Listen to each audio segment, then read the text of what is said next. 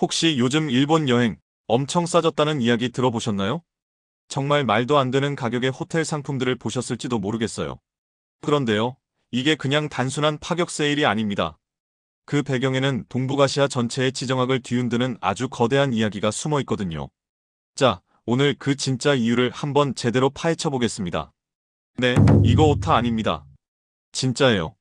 일본의 주요 도시 호텔이 하룻밤에 고작 3,000엔, 우리 돈으로 채 3만 원도 안 되는 가격에 나온 거죠. 이게 믿어지시나요?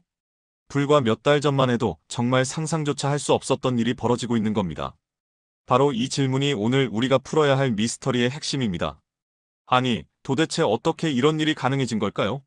자, 이 표를 한번 보세요. 상황이 얼마나 심각한지 바로 감이 오실 겁니다. 2024년 말에 2만 엔이 훌쩍 넘던 교토의 평균 호텔 요금이 딱 1년 뒤인 2025년 말에는 1만 엔 아래로 그야말로 반토막이 나버렸습니다. 이건 그냥 호텔 몇 군데가 할인하는 수준이 아니고요. 일본 관광시장 전체에 낀 거품이 터지고 있다는 아주 강력한 신호인 거죠. 그럼 이 엄청난 가격 붕괴를 일으킨 원인을 찾아봐야겠죠. 이 퍼즐의 결정적인 한 조각, 과연 뭘까요? 네, 바로 이겁니다. 이 그래프 하나가 사실상 모든 걸 설명해주죠. 불과 석 달 사이에 일본을 찾던 중국인 관광객 수가 말 그대로 반으로 뚝 떨어졌습니다. 8월에 100만 명이 넘었는데 11월에는 56만 명 수준으로 그냥 곤두박질 친 거예요. 1900편. 이게 그냥 숫자로만 보이세요? 이건 2025년 11월, 12월 단 2달 동안 취소된 중국에서 일본으로 가는 비행기 편수입니다. 이건 뭐 개개인이 여행을 취소하는 그런 차원이 아니죠. 훨씬 더 조직적인 움직임이 있다는 걸 명확하게 보여주는 숫자입니다. 이 상황이 참 동전의 양면 같아요. 다른 나라 관광객들 입장에서는 와, 사람도 없고 싸고 너무 좋다. 이렇게 반가운 소식일 수 있죠. 하지만 일본 관광업계 입장에서는요, 텅 빈 객실과 어마어마한 매출 손실이라는 정말 혹독한 현실을 마주하게 된 겁니다.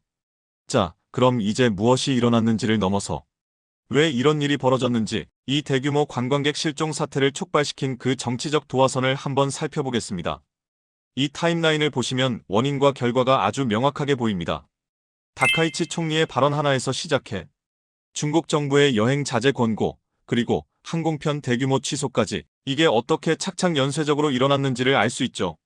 바로 이 한마디였습니다. 여기서 집단적 자위권이라는 게 뭐냐면 쉽게 말해 동맹국이 공격받으면 우리도 같이 싸울 수 있다는 권리거든요.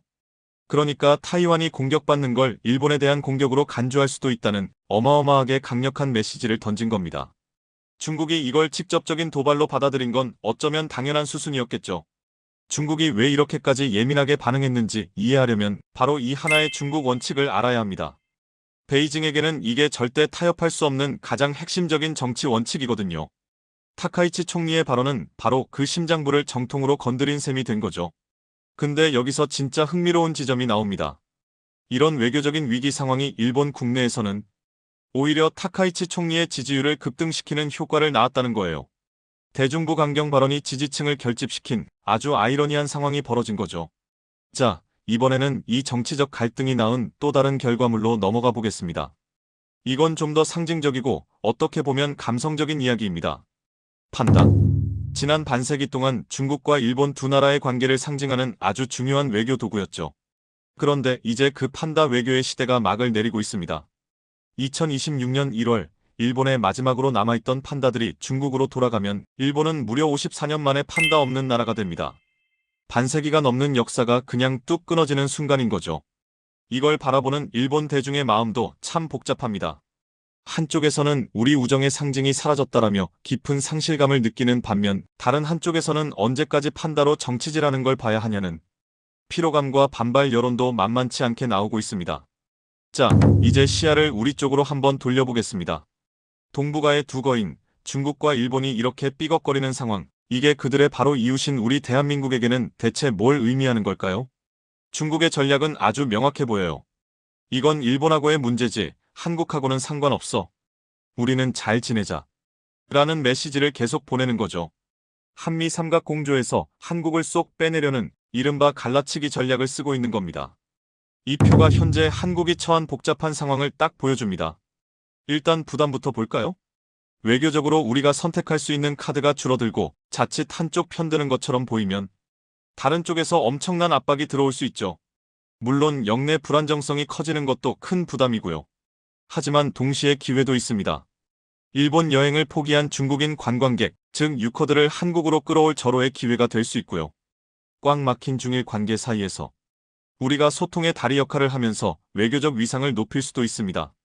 경제 협상에서 우리의 목소리를 더 키울 수 있는 지렛대가 생길 수도 있죠. 말 그대로 아슬아슬한 외교적 줄타기가 시작된 겁니다. 그래서 결론은 이겁니다. 우리로서는 안보는 한미일과 함께, 또 경제는 중국과 함께 이 두 마리 토끼를 다 잡기 위해 아주 정교하고 어려운 균형점을 찾아야만 하는 그런 전략적 도전에 직면하게 된 거죠. 거인들 사이에 생긴 이 깊은 균열. 과연 우리 대한민국에게 이 상황은 새로운 기회를 만들어줄 다리가 될까요? 아니면 우리가 목숨 걸고 헤쳐나가야 할 험난한 전쟁터가 될까요? 동북아의 미래를 고민하게 하는 질문을 남기면서 오늘 분석은 여기서 마치겠습니다.